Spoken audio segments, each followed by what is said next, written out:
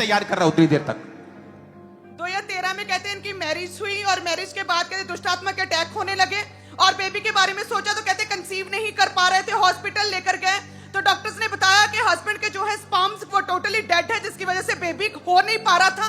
और कहते 6 साल लगातार मेडिसिन खाई, डॉक्टर्स को दिखाया, लेकिन कोई भी आराम नहीं आ रहा था।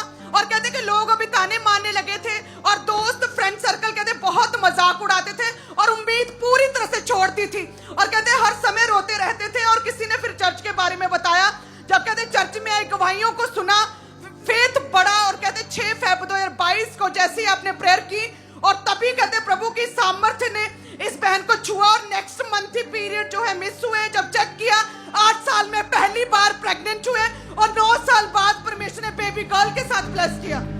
मुझे कहते हैं यीशु मसीहा खुदावन का जिंदा रहूं, मुझे कहते हैं यीशु मसीहा खुदावन का जिंदा रहूं, तेरा काम है देना शिफा,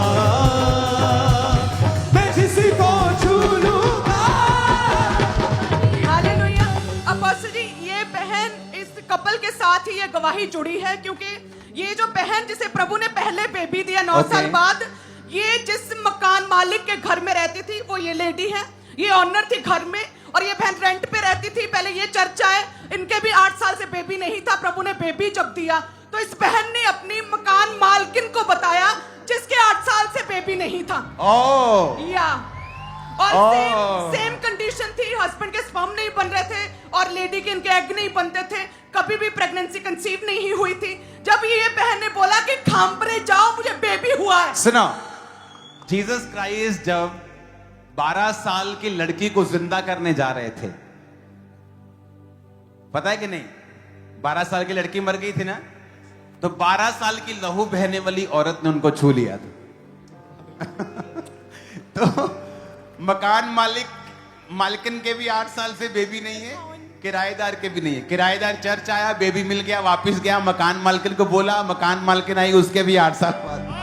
यस लॉर्ड। 8 साल बाद कहते हैं 2 दिन बाद ही जब ये बहन आई, फिर अपनी किराएदार के कहने पर के चलो एक बार चलती हूं, और कहते जैसे ही आई आपने प्रेयर की और मात्र 2 दिन बाद जब चेक किया तो 8 साल में पहली बार प्रेग्नेंट थे।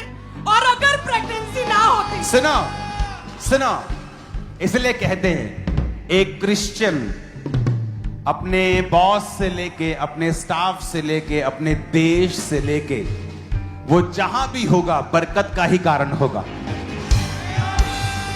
आपने कभी नहीं देखा होगा कि एक एरिया में क्रिश्चियन बहुत बढ़ गए हों और उन्होंने दूसरों को मार दिया हो।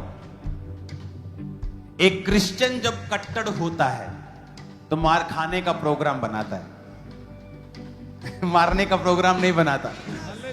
लेकिन जब क्रिश्चियन कट्टर नहीं होता तो वो मारने की बात करता है। मेरा परमेश्वर तुम्हें कट्टर क्रिश्चियन बना दे, वो तुम्हें अच्छे किराएदार भी दे, अच्छा बॉस भी दे, अच्छा स्टाफ भी दे। और आमीन, मेरे को ऊंचे वाला चाहिए।